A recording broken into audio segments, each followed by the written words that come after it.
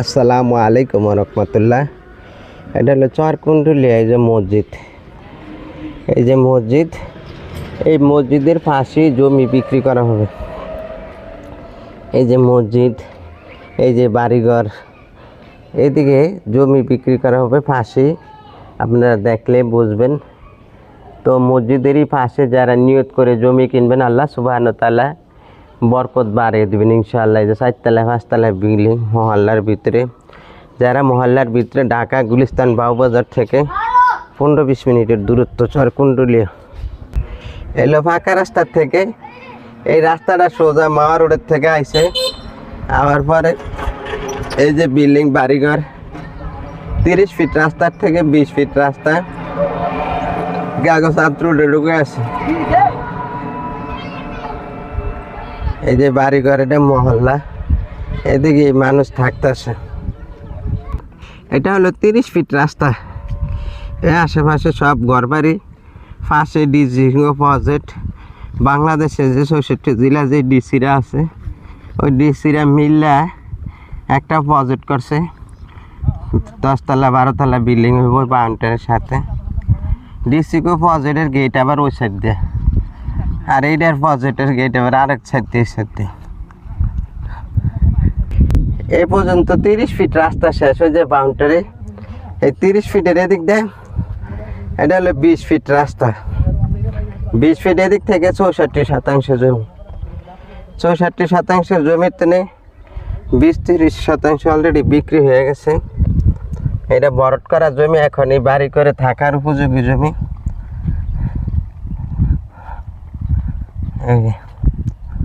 এটা পুরোটা, এটা আবার 20 ফিটের রাস্তা। এটা 20 ফিটের রাস্তা, ওই দেওয়াল থেকে শুরু করে এই দেওয়াল পর্যন্ত। এর লাগে আমরা কই কি এটি অনলাইন। এখন কামের যত জমি আছে না, সব কিন্তু অনলাইন করছে। অনলাইন খাজনা খারিজ সব কমপ্লিট করে। আগে কিন্তু আসেন না, এই যে অনলাইনে এই যে খারিজ, এটা হলো যে অনলাইন খারিজ। এদিকে আপনি ইয়া দিলি সব এখন। এই যে মোহাম্মদ শামসুল হক, পিতা আব্দুল কাদির, ঠিক আছে। এটা আবার এটা কিন্তু আপনি জমি কেনার সাথে সাথে আপনি যখন নামজারি করবেন, আপনার নাম এরকম অনলাইনে আয় পারবেন। আপনিও কিন্তু মোবাইলে দেখতে পারবেন। কিন্তু যতদিন পর্যন্ত আপনি খারিজ না করেন, এই যে খৈতের, এতদিন কিন্তু অরিজিনাল মালিকের নামই থাকে। এটা হলো এই যে এসে পরসা, এই পরসার লাগে এই যে আলিমিয়া পরসা। এবার এই যে ম্যাপের লাগে এটি মিলাইয়া এবারে কিন্তু এই যে আরএস রেকর্ড, বুঝলেন, এই যে কোর্ট পরসা, এই যে আগেকার যে এবার এই যে কেমনে কেমনে মালিক হয়েছে, এটা হলো দলিল। এটা হলো বায়া দলিল।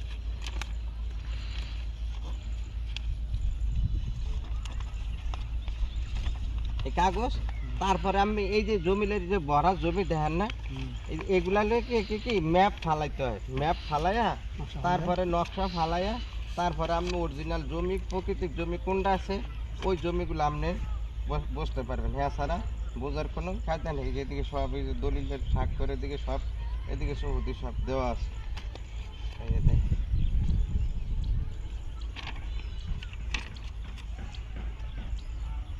পরে যে ভোটার আইডি কার্ডে যে জাতীয় পরিচয়পত্র, ভোটার আইডি কার্ডও এখন দিতে হয়, ছবি সহ।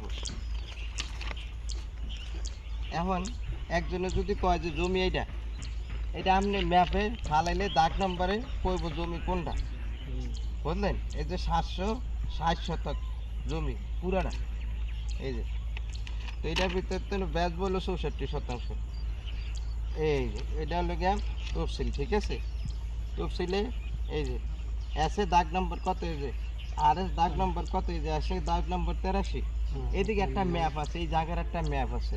এই 83 জায়গাটা কোন সাইড দেয়া, ওই ম্যাপের ভিতরে আপনি পাইবেন।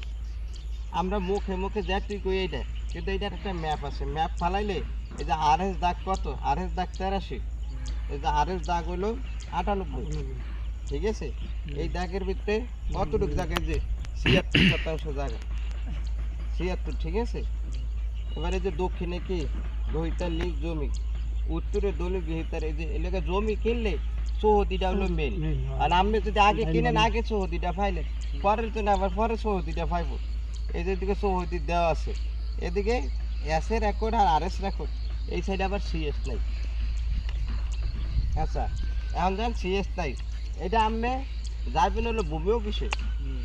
ভূমি অফিসে গেলে হ্যাঁ করে জিগাইবেন যে এই জায়গাটা ঠিক আছে নি, বলি আমি জায়গা ঠিক আছে কিনা, এই জায়গাটা কিনা যাইব কিনা, এর আমি বলে দেব।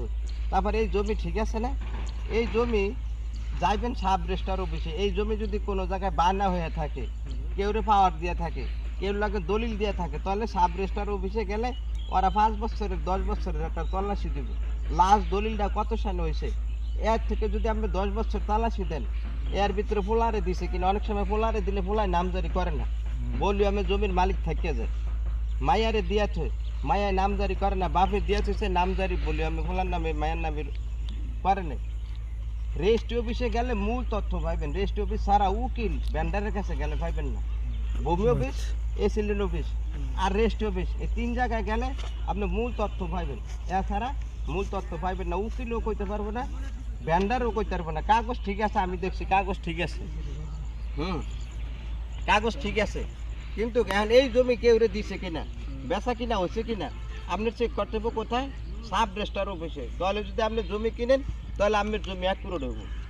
আমি এই জন্য সবারই বলি, ভেন্ডারও করতে পারবে না, আমি তো কাগজ চেক করি আমার 2000 টাকা করে দেয়, কাগজ ঠিক আছে মিলাইমু, সেই 2 মিনিট লাগবে, তাহলে আমি জমি নেন। কিন্তু এই জমি কেউ পাওয়ার দিছে কিনা, কিনা বেচা হয়েছে কিনা, সাব রেজিস্ট্রার অফিসে ছাড়া কেউ করতে পারবো না। ওদিকে বলি আমার ভিতরে থাকে, কিন্তু নামজারি না করা পর্যন্ত জমি তো কমবো না, বলি আমি 74 থাকবো, মালিকের নামে থাকবো। কিন্তু যখনই আপনি কিনার পর আমার নামে নামজারি করবেন তখন কিন্তু বলি আমার তো জমি কমবো। আর সাব রেজিস্ট্রার অফিসে রেজিস্ট্রি দেয় কেমনি, বলি আমি দেখে, বলি আমি হ্যাঁ জমি আসালে 100 বেচা দেব, সমস্যা কি, বলি আমার তো জায়গা আছে, বলি আমার তো জমি নামজারি না করা পর্যন্ত কমবো না। এই যে এদিকে নামজারি করলে এদিকে আস্তে আস্তে কমবে, পরে শেষ হয়ে যাবে। আর জমি কেনার পরে পরে সাথে সাথে আপনি দখল করে বাউন্ডারি করে বুঝে লইতে পারেন। এইসব বুঝাইছে ভাই? তাহলে আপনি আইসেন, এটা যাইবেন কোন জায়গায়, এসিলেন্ট অফিস, রেজিস্ট্রি অফিস কোনা খোলা না, সুবাইটা, এটা সুবাইটা পড়ছে, এটা না ভূমি অফিস হলো গিয়া সুবাইটা, আর রেজিস্ট্রি অফিস হলো রাজেন্দ্রপুর জেলখানা। হ্যাঁ, রেজিস্ট্রি অফিস হলো রাজেন্দ্রপুর জেলখানার পিছনে, জেলখানার পিছনে পাশে। আচ্ছা, আর এসিলেন্ট অফিস তো আটি বাজারে। আচ্ছা, এসিলেন্ট অফিসে আমি না গেলে হইব, এসিলেন্ট ইয়া সম্পূর্ণ কোনা খোলা রাজেন্দ্রপুরে, কথা ঠিক আছে। আপনি উকিল ভেন্ডারে দেখাইয়া 2000 খরচ না কইরা আপনি হেদিকে যা যদি 2000 টাকা খরচ করেন, তাহলে আমি ডাক্তারি প্রেসক্রিপশন মতো এরকম একটা স্লিপে লেখা দিব যে এই জমির কেউ নামে পাওয়ার নাই, এই জমি ব্যাংক মর্গেজ নাই, এই জমি কেউ লগে বানা নাই, এই জমি আপনি নিতে পারেন। তাহলে ও কইল, তাহলে এইভাবে যদি হয় আপনি কাগজ নিতে জমি নিতে। আর যদি আপনার ভালো লাগে, আমার কথা হলো তিতা কথা, আর যদি আমি কন যে ভাই এদিকে খরচা 2টা এস আর আর সিএস এই জায়গায় নাই, আপনি ভূমি অফিসে গেলে হ্যাঁ করে দেখাইলে হ্যাঁ যদি আমি নিতে তাহলে নিবেন, আর হ্যাঁ যদি কয় না নিয়েন না, তাহলে আমি সুবিধা হলো না। সারা বাংলাদেশের মালিক তো সরকারে, ভূমি অফিস যারা ভূমি আইন, এটা কোনো ব্যক্তি মালিকানা না, আমরা খাজনা না দিলে জমি সরকারে যে কোনো মুহূর্তে চাইলে দিতে হইব।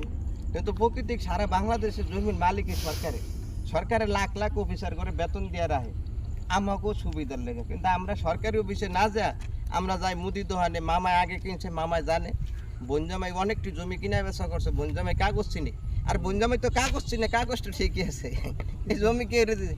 এক জায়গায় গেছি আলিপুর, কবরস্থানের 13% জমি লেখিয়া দিছে, কবরস্থানের নামে তার নামজারি করে নাই, সেই বেড়া আবার আরেক জায়গায় বেচালাইছে এই জমি। আর ওই মহিলার কোনো দোষ আছে? মহিলা কিনলা, মহিলা নামজারি করে লাইছে, 10 বছর হয়ে গেছে, আর মহিলা আবার আমার কাছে বেচবো, আমি আবার কাগজ চেক করে দেখি যে রেজিস্ট্রি অফিসে কবরস্থানটা 13% দিয়ে দিছে। আর মহিলায় কয় কি জনাইল্লা ফকিরে কি কামটা করলো, আমারও দিছে আবার কবরস্থানও দিছে, আর কবর জ্ঞান ঝাড়ু জুতা দিয়ে ফিটাইতে হয়, তো তোমারই তো দোষ, তুমি চেক করে কি আর লইলাম। আর আমি তো টাকা দিয়ে কিনবো জায়গা, আমি তো চেক করে যাইতে পরে কই কি কাকি আমার জায়গা তো বাবা ভেজাল আছে, নামজারি কাগজ সব ফকা, আপনার জায়গা তো কবরস্থান রাগি আপনার জামাই দিয়ে গেছে, রেজিস্ট্রি অফিসে বলি আমি আছে, কিন্তু ওগুলা নামজারি হয় না। মসজিদে দিলে মসজিদের নামে নামজারি হয় না, কিন্তু জমির মালিক আপনি থাকিয়ে আইলেন ওয়াকফ অফিসে থাকে কি হুজুর, হ্যাঁ তো মসজিদেরই ম্যাম হ্যাঁ করতে পারে, এটা থাকে ওয়াকফ অফিসে, ওটি নামজারি হয় না এককভাবে, এটা তো শরিকানা জায়গা, নামজারি হয় না, কিন্তু ওয়াকফ অফিসে এটার লিস্ট থাকে। আর আপনি যদি চেক না করেন তাহলে আপনি ধরা খেয়ে গেলেন, হিসাবটা বুঝেন না। তাহলে আপনার চেক করতে হবে কই, রেজিস্ট্রি অফিসে। রেজিস্ট্রি অফিসে গেলে আমি সব কাগজের নথি আপনার হারা বাইর করে দিব, ডাক্তারের যখন প্রেসক্রিপশন 600 টাকা 800 টাকা নেয়, ওরা প্রতি বছর 500 টাকা করে নিব। নিলেও আমরা একদম টোটাল এরকম একটা স্লিপ দেবো, এইটা আপনি কেমন পর্যন্ত আপনার কাগজের লাগে পিন মেরে রাখতে পারবেন, আপনার লাভ হবো। যে সরকার আমার পারমিশন দিছে, সরকারের অনুমতি দিছে, দেখে আমি কিনছি, তাহলে আর কোনো ভেজাল নাই। যে কোনো জায়গায় বিচারে যান, মামলায় যান, আপনি জিতবেন, কারণ আপনার সমস্ত ডকুমেন্টস আপনার কাছে আছে, ঠিক আছে? আর এই সিস্টেমে আপনি জায়গা নিতে রেডি আছেন? হ্যাঁ রেডি আছি তো। তাহলে ইনশাআল্লাহ হুজুরে একটু দোয়া করে দেন। অনেকদিন ধরে হ্যাঁ আইব আইতে আছে, জায়গা সম্পদ কিয়ামত পর্যন্ত বেচা বিক্রি হবে। আল্লাহর হুকুম যদি হয় তাহলে আমরা কিনতে পারবো। অনেক জায়গা আছে, কিন্তু আল্লাহর হুকুমও তো থাকা লাগবে। আল্লাহর হুকুম থাকলে আল্লাহ সহজ করে দেবো। একটু দোয়া করে দেন। বাল্যকে ভাই আইছে, আফা আফা আটাইছে, হ্যাঁ, তো দোয়া করেন। আর আচ্ছা, তারপরে কি জমিটা যদি আপনি নিলেন, নেওয়ার পরে তার নগদ চেক করবেন, তাহলে আপনি আগে পাইবেন। আপনার আগে যদি আরেকজন পরে আয় পরে দলিলটা তো সহতি দিতে হয় রেজিস্ট্রি করার সময়। পরে কবেন কি ভাই আমার সামনে দিয়ে দেখাইছো না, আমার পিছন দিয়ে দেন কে? এমনি তো আমগুলো লেবাজের দোষ। কারণ আপনি যদি কাগজ নিয়ে 1 মাস আটকে থাকেন, 1 মাস পরে 1 মাস পরে আপনি ওই মাথায় পাইবেন কি মুরব্বী কথা, ঠিক আছে? আমি কিন্তু তিতা কথা আগে বলে দিই, পরে পাইবেন আপনি ওই মাথায়, পরে কবেন আমি ওই মাথায় নিম না। আমার দেখাইলেন এই জায়গায় আপনারা হুজুর মানুষ বন্ড সিটার, আপনারা মক্কা শরীফ ইমাম লিখে সামনে কথা ঠিক নেই, কিন্তু আরেকজন আগে কাগজ নিছে হেবেড়াতে এদিকে নিয়ে লেছে। আমরা তো কাগজ আজকে নিছে 5 জনে, কালকে নিব 3 জনে। আর যে আগে আইব জমির সহদি দিতে হয়, দলিলের সহদি দিতে হয়। আর আমরা এইটা দেখাই এত পিছনটা বেসন দেবো না, যাইবো সামনের তো সিরিয়ালে ব্যস্ত হইব। এই নিয়ে এইভাবে যদি আপনি রেডি থাকেন তাহলে ইনশাল্লাহ, তো দোয়া করেন ইনশাল্লাহ। তাহলে আমরা এখন আব্দুল্লাহপুরে যা হুজুরে আপনার কাগজ ফটোকপি করে দিয়ে দিব, ঠিক আছে?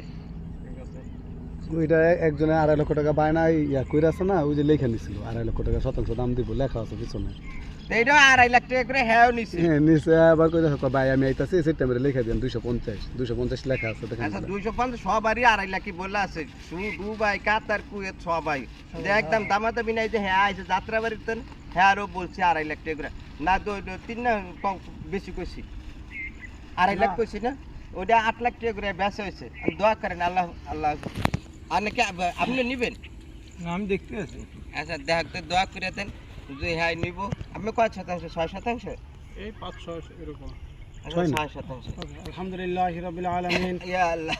والعاقبة للمتقين، الصلاة والسلام على سيد الأنبياء وعلى آله وصحبه أجمعين. ربنا ظلمنا أنفسنا وإن لم تغفر لنا وترحمنا لنكونن من الخاسرين.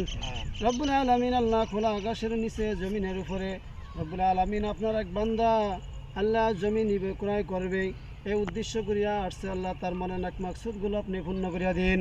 আমিন। আল্লাহ জমির ভিতরে কোনো আল্লাহ বালা মুসিবত থাকলে আপনি দূর করিয়া দিন। আল্লাহ সমস্ত আপদ বিপদময় মুসিবত দুর্ঘটনা ঘটনা অ্যাক্সিডেন্ট থেকে হেফাজত দান করিয়া দিন। আল্লাহ ভাই যেন এখানে আল্লাহ জমিন নিয়ে আল্লাহ ক্রয় করে আল্লাহ বাড়ি করিয়া বসত করিয়া আল্লাহ সুখ শান্তিময় থাকতে পারে সেই তৌফিক দান করিয়া দিন। আল্লাহ ভাই বাইর ফ্যামিলি সবাই যেন আল্লাহ তার দিনের মনের আশা আকাঙ্ক্ষা কামনা বাসনাগুলো আল্লাহ পূর্ণ করিয়া দিন। আমরা যেই কাজগুলো করতেছি আল্লাহ আল্লাহ আব্বাস ভাই সহ আমাদের সবাই আল্লাহ জানো মালের মধ্যে আল্লাহ আপনি বরকত দান করিয়া দিয়েন। আল্লাহ আমাদের তামাম জিন্দগির সমস্ত গুনাহগুলো আপনি মাফ করিয়া দিয়েন। আল্লাহ আল্লাহ আমরা যে জমিগুলো আল্লাহ দিতেছি আল্লাহ পরিশুদ্ধভাবে যেন আল্লাহ সবাইকে আল্লাহ দিতে পারি সেই তৌফিক দান করিয়া দিয়েন। ইয়া রহমান ইয়া আল্লাহ ইয়া রহিম ইয়া আল্লাহ দয়া মেহেরবানি করে আল্লাহ মানুষের দোয়া নিতে পারি, মানুষ থেকে আল্লাহ মানুষকে সেবা দিতে পারি সেই তৌফিক দান করিয়া দিয়েন। ইয়া রহমান ইয়া আল্লাহ ইয়া রহিম ইয়া আল্লাহ দয়া মেহেরবানি করে আমাদের মুনাজাতকে বিশ্বনবী আলাইহিস সালাতু ওয়াস সালামের তোফাইলে কবুল আর মঞ্জুর করে নিন। আমিন। ওয়াসাল্লাল্লাহু তাআলা আলা খায়রি খালকিহি মুহাম্মাদিন ওয়া আলা আলিহি ওয়া সাহবিহি আজমাইন। সুবহান রাব্বিকা রাব্বিল ইজ্জাতি আম্মা ইয়াসিফুন ওয়া সালামুন আলাল মুরসালিন আলহামদুলিল্লাহি রাব্বিল আলামিন। কি হুজুরের নাম্বার লয়ে যাবেন, যেদিকে হেল্প দরকার হয় হুজুরে আম্মের লাগে গিয়ে সিলেট অফিসে সাব রেজিস্ট্রার অফিসে হুজুরে আম্মের সাহায্য সহযোগিতা করবো, তাহলে সুবিধা হয়ে গেল। এখনকার জমি যদি আপনি নেন আনকি সে 1000 2000 টাকা টোকেন দিয়া হলে যাত্রা করেন বিসমিল্লাহ বললেন কাগজটাকে ইয়া করে লই করেন, তাই ঠিক আছে।